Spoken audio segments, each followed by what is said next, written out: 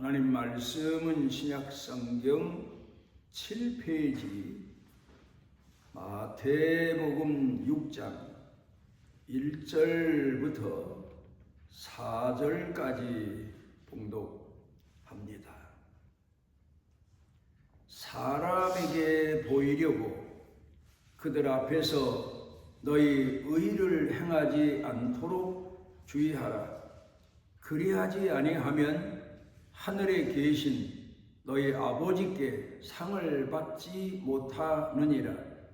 그러므로 구제할 때에 외식하는 자가 사람에게서 영광을 받으려고 회당과 거리에서 하는 것 같이 너희 앞에 나팔을 불지 말라. 진실로 너희에게 이르노니 그들은 자기 상을 이미 받았느니라. 너는 구제할 때 오른손이 하는 것을 왼손이 모르게 하여 내 구제함을 은밀하게 하라. 은밀한 중에 보시는 너희 아버지께서 갚으시리라. 예수님께서 수많은 사람들에게 말씀을 전하실 때에 비유적인 예화적인 그런 말씀을 많이 전하셨습니다. 그런데 그 비유라고 말하는 예화가 담겨져 있는 큰 의미가 있는데 예수님 말씀이 너희에게는 예수를 믿는 성도들에게는 그 예화의 비유 말씀의 깊이가 무엇인가를 가르쳐 주셔서 깨닫고 그리고 쉽게 기억하고 오래도록 간직하고 그리고 자기를 돌아보는 말씀의 계기로 삼게 하시기 위함이지만 믿지 않은 사람들 그런가 하면 성경을 자기 나름대로 해석하는 이단자들 그리고 성경을 자기 욕망의 도구로 쓰려고 하는 이런 사람들에게는 그 깊이를 감추시기 위해서 비밀한 하나님의 신비를 감추시기 위해서 예화를 들어 말씀하신다. 그렇게 말씀하셨습니다.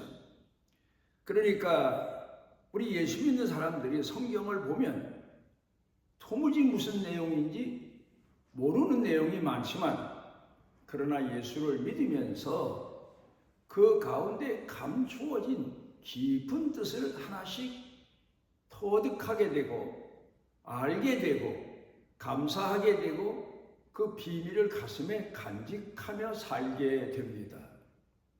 그런데 믿음이 없는 사람들은 그 예화 말씀을 문자적으로만 해석하거나 자기 나름대로 해석을 해서 성경을 오해하고 하나님을 오해해서 천국문에 들어서지 못하게 하시기 위함이고 이단자들은 그 성경에 감추어진 예화를 곡해해서 오해해서 악용해서 오히려 하나님을 공경하려고 하는 무지한 사람들을 미혹하도록 내버려 두시기 위함이다.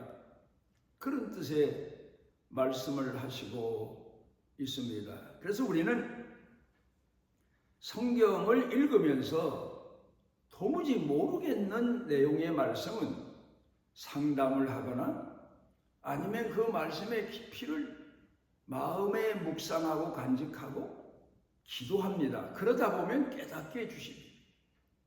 저도 목사라고 해서 성경에 감추어진 비밀한 내용을 다 아는 게 아닙니다. 모르겠는 게 많습니다. 지금도. 그렇죠. 창조주 하나님이 하시고자 하시는 일을 기록하는 것이 성경인데 그 내용을 종으로 부름받은 제가 어찌 다 압니까? 부분적으로만 알고 일시적으로만 알고 있을 뿐입니다. 그래 기도하면 하나님께서 깨닫게 해주시고 그 신비한 은혜, 예화의 은혜, 비유 말씀의 은혜가 얼마나 크고 깊은지 모릅니다. 오늘 성경 본문 말씀 가운데서는 오른손이 하는 것을 왼손이 모르게 하라. 아주 신비한 말씀입니다. 여기에 감추어진 깊은 비밀한 내용이 숨겨져 있는 것을 볼 수가 있습니다. 물론 이건 오른손잡이, 왼손잡이 뭐 그런 말 합니다만은 오른손잡이를 비유해서 말씀하신 내용입니다. 뭐 왼손잡이도 왼손이 주도적으로 일을 하는 데 대해서 같은 맥락의 해석을 할 수가 있겠죠. 그런데 우리가 대부분 오른손은 주도적입니다. 모든 일을 할 때 주도적이죠. 그런가 하면은 세심합니다. 섬세합니다. 그러면서 또 끝까지 인내하면서 자기 맡은 일에 쓰임을 받습니다. 헌신합니다. 그리고 쓰여지는 줄도 모르게 쓰여질 정도로 항상 쓰여지는 손이 오른손입니다. 겸손한 손, 항상 강한 손, 또 그런가 하면 섬세한 손, 그런가 하면 또 힘껏 힘을 다해서 쓰여지는 손, 대부분 그런 내용을 담고 있습니다. 그런가 하면 왼손은 오른손이 하는 일을 따라서 보필하는 손, 약한 손이지요. 매사에 서툰 손이지요. 명분상 일을 하는 데만 쓰여지는 손이라고 볼 수 있겠죠.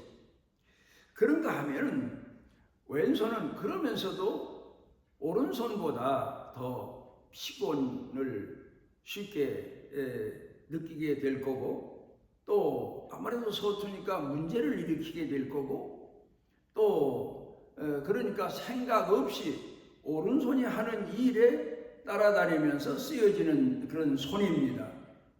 그러니까 사람으로 말하면 주도적으로 일하는 사람에게 그 깊은 사랑이나 의미를 함께하지 못하고 매사에 불평하고 불만하고 원망하며 따라다니는 사람.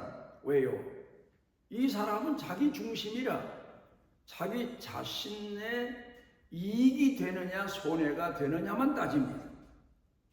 이런 사람, 그러니까 욕망의 사람, 욕심투성이, 매사가 시작도 목적도 현재도 자기 자신이 중심인 사람, 이런 사람을 비유해서 말씀하신 내용입니다. 그러니까 오른손과 왼손의 의미는 우리가 우리 몸의 지체로 있는 오른팔과 왼팔에 대한 비유만이 아닙니다. 여기 감추어진 내용이 상당히 깊습니다. 창세기 12장 9절 가운데 보면 아브라함이 자기 고향에서 하나님 앞에 부름을 받고 하나님이 이끄시는 대로 이끌려 나옵니다. 그때 같이 데리고 나온 사람이 조카 롯이라고 하는 조카입니다.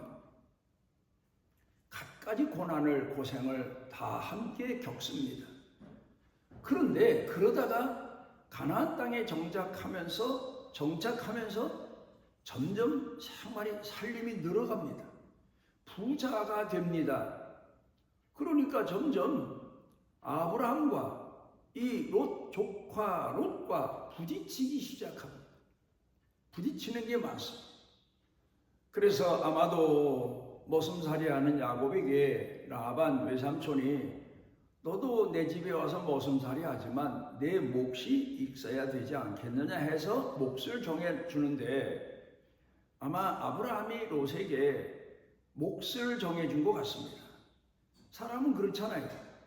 늘 아브라함 삼촌 일만 도와주겠습니까? 자기도 뭔가 자기께 커가고 늘어간다는 재미도 있어야 되겠으니까 나눠줬는데, 그런데 점점 부유하게 되니까 자꾸 부딪힙니다. 그러자 아브라함이 많이 많이 생각을 했겠지요. 권면도 해보고 내가 이렇게 열심히 살면서 하나님을 공경하며 잘 되면 왜 내가 너를 돌아보지 않겠느냐, 뭐 여러 가지 이유에서, 또 우리는 혈육이 아니냐, 뭐 그런 의미에서 권면했지만 아무래도 안 되겠다. 그냥 있다가는 롯도 그렇고 아브라함 자신도 그렇고 자꾸 분란이 일어나니까 하루는 롯을 부릅니다.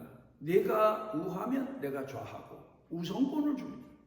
자, 함께 살면서 늘 싸우는 것보다 나누어서 떨어져서 목축업을 했으니까 너 가고 싶은 대로 먼저 가라. 우선권을 줍니다. 그래서 롯이 아마 언덕에 올라가서 봤겠죠. 내가 어느 곳으로 갈까? 그래 보니까 그 당시에 소돔 고모라 성이 여호와의 동산 같았다. 물이 넉넉하고 짐승 키우는 데는 최고입니다. 그리고 또 하나 숨겨진 게 있습니다. 소돔 고모라 성이 그 당시에는 향락의 도시. 아마도 어쩌면 거기 마음이 끌려서 그쪽을 먼저 선택해서 간 것 같습니다. 그리고 아브라함은 그 반대 방향으로 갑니다. 그런데 여기서 우리가 깊이 감추어져 있는 두 길이 있습니다. 하나는 아브라함은 하나님 앞에 부름받은 자입니다. 부름받은 자로 살아가는 신앙의 길을 가는 사람입니다. 그런가 하면 롯은 아브라함만 줄랑줄랑 따라다니면서 지금까지 살아왔지만 그 마음 가운데는 소명의식이 없어서 자기 개인의 욕망대로 살고 세상 사는 것을 자기 욕심을 이루는 목적을 두고 사는 사람입니다. 그러니까 신앙의 길과 인생 나름대로의 욕망의 길, 두 길을 놓고 아브라함이 선택해라 해서 갈라진 겁니다. 그러니까 오늘 성경 본문 말씀으로 돌아가서 보면 오른쪽 길이 신앙의 길이고 꼭 오른쪽으로만 가야 된다. 그건 아닙니다. 문자적인 해석이죠. 신앙의 길을 말하고 왼쪽은 자기 개인 욕망의 길을 말합니다. 그래 롯이라는 사람이 그렇게 해서 아브라함을 떠나는데 그 자기 생각과 상상만큼 부유하게 되고 넉넉하게 되고 풍족하게 되고 향락을 누리고 살게 되고 그게 아니에요. 전쟁에 휘말리게 잘하고 또 그렇게 부유하고 풍성한 곳이니까 도적대들도 많고 침범하는 나라도 많고 그래 아브라함이 가서 구해줍니다. 그러다 나중에 그 성이 타락해서 하나님께서 그 성을 멸하시려고 작정하시고는 알려주십니다. 그리고 롯을 그 성에서 구해내십니다. 소돔 고모라 성이라는 영화가 나오기도 하지 않았습니까? 그런데 자기 개인의 욕망을 위해서 선택해서 롯이 갔지만 결국은 자기 아내와 함께 도망가다가 하나님의 말씀을 거기서 또 어겨서 하나님께서 말씀하셨지만 인간의 생각이 먼저고 마음이 먼저라. 그래서 뒤를 돌아보지 말라고 했는데 뒤를 보다가 아내는 소금 기둥이 되어버리고 맙니다. 자기 욕망을 위해서 인생을 살기 위해서 더 풍족한 것, 꿈이 많은 곳을 향해서 나아갔지만 다 잃어버립니다. 저는 생각해보면 그때에 소돔 고모라 성 불탈 때에 심판받을 때에 거기서 피해 나왔으면 아브라함에게 다시 돌아와서 아브라함에게 얹혀 살든가 거기서 다시 신앙을 배우든가 했으면 롯은 축복받은 사람이 됐을 텐데 결국은 그렇지 못하고 그가 다른 지역에 가서 살면서 부끄러운 자식을 낳아서 키우고 어쨌든 그렇습니다. 신앙의 길, 욕망의 길. 또 그런가 하면은 구약 성경 룻기서 가운데 나오는 얘기가 있습니다. 거기 보면 예루살렘에 살고 있던 나옴이라고 하는 이가 남편과 두 아들을 데리고 모압 지방으로 갑니다. 예루살렘이 기근이 와서 살기가 어렵게 됐는데, 어려워도 거기 성전이 있으니까 신앙을 지키며 견딘 사람들도 있었지만, 어쩐 일인지 어쨌든 모압 지방으로 갑니다. 그리고 거기 가서 두 아들을, 모압 여인과 암몬 여인을 며느리로 삼습니다. 그리고 사는데 거기서 남편 돌아가고 두 아들이 다 죽습니다. 그래서 집에 시어머니 나오미와 룻이라고 하는 여성, 그리고 또 오르바라고 하는 여성 며느리 둘만 남습니다.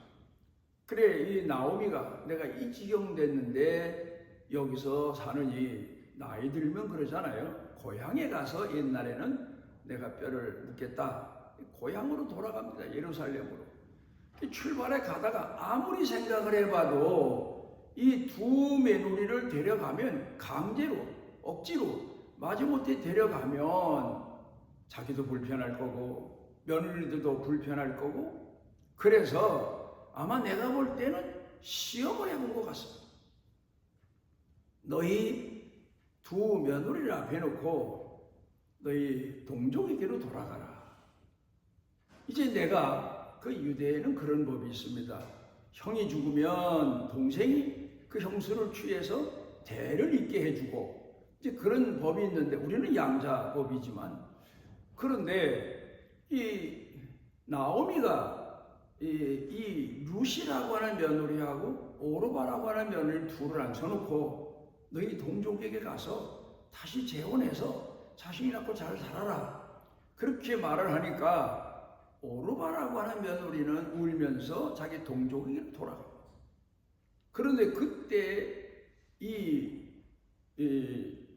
룻이라고 하는 며느리는 나는 어머니 하나님을 섬기겠습니다. 어머니 하나님이 내 하나님이 되고 어머니 백성이 내 백성이 되리이다. 죽는 일 외에는 나 어머니를 떠나지 않겠습니다. 그리고 어머니를 따라 나섭니다. 그래 돌아와서 보아스라고 하는 사람을 만나서 자식을 낳게 됐는데, 그 사람이 누군가 하면 다윗 왕조의 계승, 결국 증조모가 됩니다. 그 룻이라고 하는 여성이 거기서 가르치는 교훈이 신앙의 길, 오직 하나님만 보고 하나님 믿는 신앙인으로만 살아가는 인생을 선택하느냐, 아니면 자기 동족, 우상 숭배의 동족입니다. 암몬이나 모압 자손들은, 롯의 후손들은 하나님 공경하는 신앙을 버리고 우상 숭배하는 신앙을 전통적으로 이어받아서 그리 가버린 겁니다. 자기 개인의 욕망을 위해서 가버린 겁니다. 그러니까 룻이라고 하는 이 여성은 오직 신앙의 길로 갔다가 숨겨진, 하나님께서 숨겨놓으신 헌신자에게 주시는 큰 축복을 받았지만, 오르바라고 하는 여성은 어떻게 됐는지 성경에는 기록이 되어 있지 않습니다. 기록할 필요도 없지요. 신앙의 길, 세상적인 길, 인생의 길, 둘 중에서 신앙의 길을 택한 사람, 팔과, 오늘은 오른팔과 왼팔, 오른손과 왼손의 비유라면 오른발, 왼발의 비유 말씀이기도 하겠지만, 여기 감추어진 내용은 신앙의 길, 욕망의 길입니다. 폴 트루니에라고 하는 현대 신학의 거장 신학자가 있습니다. 사람의 발달 과정 4단계, 어린아이, 소년 단계, 청년 단계, 성년의 단계, 장년의 단계죠. 그렇게 말했는데, 이걸 우리가 신앙의 단계로 말하자면 어린아이 때는 약합니다. 부족한 게 많습니다. 그러니까 어린아이는 어렸을 때 부족한 게 많고 약한 게 많으니까 실수하죠. 그럼 그거를 감추고 싶어 합니다. 비밀을 감추고 싶어 하고, 변명하고 싶어 하고, 핑계하고 싶어 하고, 그런 단계입니다. 그 다음에 두 번째 가서는 자랑의 단계. 뭔가 내가 할 수 있는 게 한두 가지 생기면 그걸 가족들 앞에 자랑하는 것처럼 신앙의 단계도 그래요. 뭔가 자랑하고 싶은 단계가 있어요. 그 다음에 세 번째로는 과시의 단계. 그러니까 내 힘을 자랑하고 내 가지고 있는 재주를 자랑하고 그런 단계. 그러나 그 단계를 넘어서면서 겸손의 단계, 또 선한 일에 대한 비밀한 단계, 그 소유하고 서로 간직하는 선한 단계. 부모 되면 자식들을 위해서 얼마나 헌신을 많이 합니까? 그러면서도 그 감추어진 헌신이 자기 삶의 보람이 되고 기쁨이 되는 그런 단계를 말해줍니다.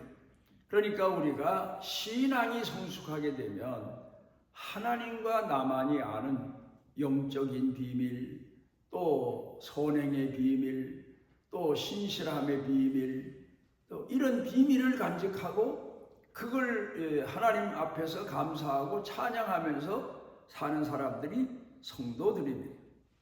스피노자의 윤리학에 보게 되면 이런 말을 했습니다. 스피노자가 사람들은 율법을 범한 것만 죄로 한다. 그것만 죄로 알아요. 법을 어긴 것만 죄로 한다. 그러나 사람 속에 감추어진 죄의 근원, 탐욕, 명예욕, 정욕, 교만, 이런 그런 사람들이 죄라고 생각지 않는다. 예수님은 사람 마음 가운데 있는 죄도 죄다, 그렇게 가르쳐 교훈하셨잖아요. 그러니까 이 스피노자도 윤리학에서 사람들은 법을 어겨야만 죄로 알지만 아니다. 마음 가운데 사람이 타락한 근성이 있는 또 자기 자신을 미혹하고 흔드는 그런 욕망, 이런 것도 죄다. 그래서 창세기 4장에 보게 되면 범죄한 가인에게 하나님께서 너는 내 죄를 다스릴지니라. 내 마음속에 있는 욕망을 다스리고 살아라. 타락을 다스리고 살아라. 남을 시기하고 미워하고 증오하는 것을 다스리고 살아라. 그리고 가르쳐 교훈하시지만 가인은 결국 그 말씀에 순종치를 못합니다. 우리가 예수를 믿고 신앙생활하는 사람들 가운데에 우리가 왜 대부분 그런 얘기하죠? 자가 있고 그 다음에 저울이 있습니다. 자는 길이를 재는 거고 저울은 무게를 다는 겁니다. 그러니까 신앙에도 우리 자신의 신앙을 측정하는 자와 같은 내용의 말씀이 있고 또 저울과 같은 내용의 말씀이 있습니다. 마태복음 6장 5절 가운데에는 기도에 대한 말씀이 있고 마태복음 6장 19절에는 구제에 대한 선행에 대한 말씀이 있습니다. 그런데 오늘은 특별히 구제도 우리 예수 믿는 사람으로 어려운 사람을 도와주고 나와 상관없는 사람이지만 궁지에 몰렸을 때 구해주고, 물론 그것도 이론입니다. 우리가 신앙인으로 해야 될 일입니다마는 예수님께서 말씀하신 구제의 더 깊은 내용이 또 따로 있습니다.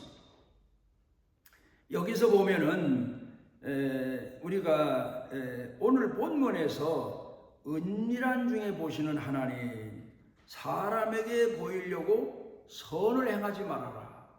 그러니까 내가 꼭 자랑하고 과시하려고만 선행하지 말아라. 누가 보든 안 보든 그거 상관없이 하나님 앞에서 하나님 섬기는 마음, 하나님이 사랑이시니까, 하나님이 계시니까, 나는 하나님의 자녀로 사니까 하는 마음에서 하나님 중심으로 선을 행하는 마음, 그 마음이 중요하다. 그렇게 가르쳐 교훈하시고 계십니다. 그런가 하면은 또 기도도 그렇습니다. 하나님이 들으시니까. 보면은 교회도 기도가 얼마나 중요한가를 가르치지만 기도를 남 들으라고 하는 사람들은 참 많습니다. 기도를 유창하게 유식한 말로, 물론 할 수만 있으면 대표기도, 대중기도 할 때에 모든 사람이 같이 아멘 할 만한 말씀으로 기도하고 또 이왕이면 우리가 언어를 사용할 때 좋은 언어를 사용하는 건 당연한 일이지만 어떤 사람은 자기가 이렇게 기도를 잘한다 하는 걸 과시하기 위해서 기도하는 사람도 있습니다. 그렇게 기도하지 말아라. 하나님 앞에 기도하는 거요. 많은 사람들이 아멘할 수 있는 신실한 마음을 가지고 기도하는 것. 그 두 가지. 선행에 대해서는 비밀을 가질 만큼 겸손하고 낮아진 자로서 선행을 행하고, 기도는 하나님 앞에 하는 거니까 사람 앞에서 자기 광고하고 홍보하기 위해서 기도하는 것처럼 하지 말고 겸손한 마음으로 함께 기도 제목 내용을 가지고 기도해라. 이제 그런 뜻의 교훈의 말씀을 하시고 계십니다. 그러니까 선행에 있어서는 누가복음 10장에서 예수님이 비유를 들어 말씀하신 것처럼 선한 사마리아 사람, 예루살렘에 살던 사람이 사마리아로 내려가다가 강도를 만났어. 거반 죽게 됐는데 그 사람이 강도 만난 장소가 아주 은밀한 곳이에요. 사람들이 제대로 오가지 않는 곳이에요. 그 제사장이 보고는 그냥 가버리고, 레위인이 보고 그냥 가버리고. 그 당시에 종교인 대표적인 사람이 제사장이고 레위인이잖아요. 남들이 안 보니까 그냥 내가 왜 이 사람에 대해서 신경 쓰고 손해보나 가버렸어요. 그런데 사마리아 사람이 있습니다. 그 당시에 무시받고 멸시받던 사람이에요. 그런데 그는 보자마자 강도만한 사람을 가서 자기 가져갔던 포도주를 상처에 발라주고, 그리고 자기 가져가던 먹을 게 있으면 주고, 그리고 그를 치료해주고 구해주고, 그리고 주막이라고 그랬는데 지금으로 말하면 병원이겠죠. 데려가서 치료받게 하고, 그 다음에 자기가 장사는 바쁘니까 거기 오래도록 간호하고 있을 수 없으니까 부탁을 하고, 내가 돌아오다가 계산을 마저 해드리겠습니다 하고 가고, 그 사람이 진정으로 선을 행하는 사람이다. 그리스도인들은 이렇게 행해야 된다. 뜨거운 열정으로 일을 보면 자기가 나서서 헌신하고 충성하지만 자기를 과시하거나 자기 자신이 그로 인해서 얻어지는 이익을 생각지 않고 봉사하고 헌신하는 사람, 그렇게 말씀합니다. 그러니까 오늘 여기 성경 본문의 말씀으로 다시 돌아가 보면 너희가 신앙으로 살면서 과시하려고 하지 말아라. 자랑하려고 하지 말아라. 오직 하나님이 보시는 신앙의 길로 가는 신앙인으로서 겸손하고 낮아진 자로 헌신하고 충성해라. 마태복음 25장 31절로 46절 가운데 보면 예수님이 심판대에 되어질 일을 비유를 들어 말씀하십니다. 사람들이 왔는데 오른편에 세운 사람이 있고 왼편에 세운 사람이 있어요. 오른편에 세운 사람들 보고 내가 죽였을 때, 목말랐을 때, 배고팠을 때, 나그네 됐을 때 나를 선대했다. 왼편 사람들은 내가 죽였을 때, 목말라 할 때, 나그네 됐을 때 나를 모른 채 했다. 그러니까 오른편 사람이나 왼편 사람들이, 아니 우리가 언제 주를 선대했습니까? 오른편 사람들은 우린 주님을 선대한 적이 없는데요. 이 소자 하나에게, 소자란 말은 예수 그리스도의 제자들을 말합니다. 그러니까 꼭 거기서 말씀한 것은 교회를 위해서만 충성하고 봉사하고 헌신하는 것만 하나님께 인정을 받는 그 말은 아닙니다. 아주 작은 자, 미약한 자를 위해서 헌신한 게 나를 위한 거다. 그 다음에 왼편 사람들에게는 너희는 봉사하고 헌신했어도 명예와 명분만을 위해서 헌신했지 진정으로 사랑하는 마음으로 헌신하지 않았다. 그런 의미에서 오른편과 왼편을 갈라놓고 왼편 사람들은 너희는 지금까지 인생을 살면서 욕망, 거짓, 자기 자신의 성취감을 위해서만 살았으니까 너희는 마귀와 그 사자들이 가는 곳으로 가라 하고 심판하셨고, 오른편 사람들은 너희들은 나와 함께 영원히 천국에 간다고 그들을 데려가신 비유 말씀을 하고 계십니다. 오늘 우리가 성경 본문 말씀을 통해서 배우고 깨닫는 내용이 뭡니까? 오직 신앙의 마음을 가지고 겸손하고 헌신적인 사람으로 하나님을 위해서라면 당장 내가 어떤 일을 할 때 유익이 없이 손해만 난다 하더라도 선한 일이요, 의로운 일이요, 하나님을 위한 일을 행하며 사는 사람이 신앙인이고, 꼭 무슨 선을 행할 때 명예, 명분 따지고 이익 따지고 손해 따지고 이렇게만 하고 할 수만 있으면 그렇게 선을 행하는 게 얼마나 서툽니까? 그런 사람으로 살지 말아라. 그런 교훈의 말씀입니다. 신앙의 길, 옳은 성경의 본문에서는 오른손의 길, 왼손의 길은 인생은 인간 욕망으로 살아가는 그런 사람들을 말씀하고 있습니다. 우리는 오늘도 예수님 비유들로 말씀하신 오른손의 인생, 신앙인의 인생, 겸손하고 낮아진 자의 인생, 사명자로 부름받은 자의 인생을 살아가는 성도들로 사시기를 주님의 이름으로 부탁드립니다. 기도하십니다. 우리를 사랑하셔서 주 앞에 모으신 하나님, 우리가 주님만을 바라보고 주께 헌신하고 충성하는 신앙인으로 우리 삶을 살아서 하나님 앞에 인정받고 사랑받는 축복의 사람들로 사는 복을 우리 가슴속에 넘치고 넘치게 하여 주옵소서. 예수님 이름으로 기도드리옵나이다. 아멘. 이스라엘의 하나님 여호와께서 그 날개 아래 보호를 받으러 온 내게 온전한 상 주시기를 원하노라.